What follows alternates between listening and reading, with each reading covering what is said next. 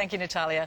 Now, the Treasurer started what he hoped would be a national conversation on tax reform this week, flagging changes on everything from superannuation to the GST and pensions. It could, of course, impact a lot in our everyday lives. And for more, we're joined by Assistant Treasurer Josh Frydenberg from Melbourne today.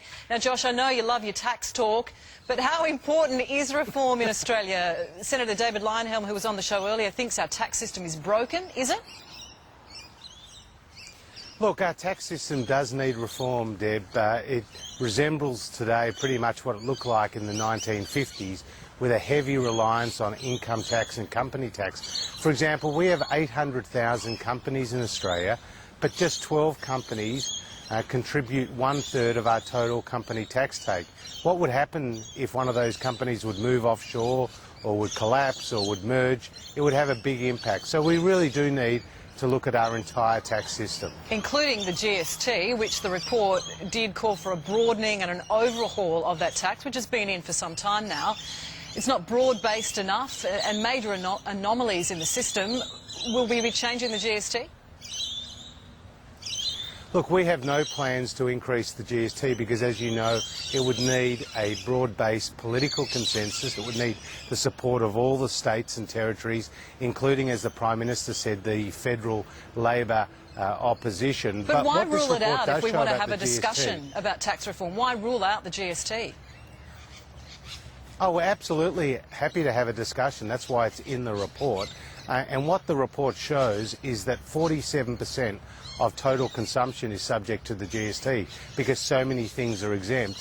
And if you look at our 10% rate, Deb, in Australia, it's about half of what it is across the developed economies of the world in the OECD, which have on average around a 20% take. So we're very happy to have a look at the GST in the context of this discussion paper, but we don't have any plans to increase the rate or broaden the base. What about superannuation? Because we do seem to have some rare political agreement from all sides on the need to stamp out these generous super concessions for the rich that are in place. Will we get an overhaul on that before the next election?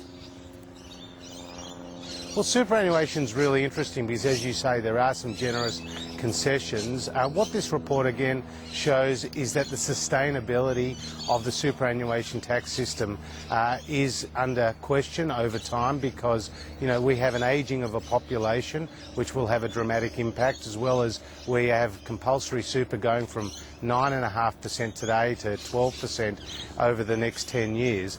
So we do need to look at our superannuation system, but that being said, we also made it very clear ahead of the last election we wouldn't make any adverse or unexpected changes to superannuation, and we certainly do keep our commitments. And it would be a pretty game Liberal politician, wouldn't it, who'd touch the benefits afforded to wealthy voters in the party's heartland? Well, I think the issue here is you've got to look at the total superannuation system, Deb, and when you talk about the holy grail of tax reform, it involves not just the tax system, not just the superannuation system, but also how it overlaps with the age pension, because that's an important part of the conversation as well. Now, another big issue, of course, in the discussion paper is that of the pension, and the Prime Minister says that it's worth looking at, and it's worth looking at ways to encourage seniors to remain in the workforce. How exactly would you do that?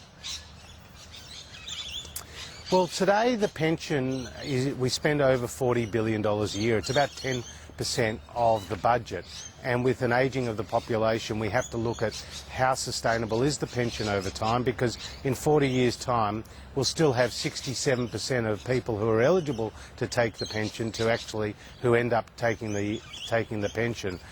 What we need to do is have a conversation again. We're talking to the various stakeholders in the community.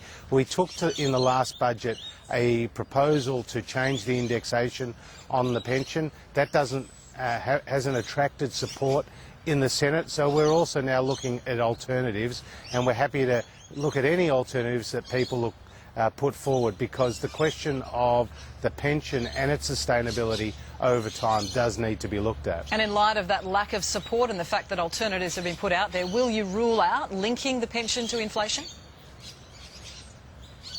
No, I won't rule that out because obviously that is one of the proposals that has been already put forward, but we are prepared to have that conversation with other key stakeholders like ACOS, and Scott Morrison is doing that at the moment, because we have an obligation, Deb, to ensure the sustainability of the budget over the long term. We can't, keep spending the way we are. The answer is not increase taxes. The answer is actually to reduce government spending, and if we can do that, the budget can get back to surplus over time, and we can leave subsequent generations less of a debt burden than we inherited from the Labor Party just a few years ago. Well, it is a discussion worth having, and we thank you for joining us this morning. Enjoy your Easter long weekend. Yeah, happy Easter to you and your viewers. Thanks, Deb. Can.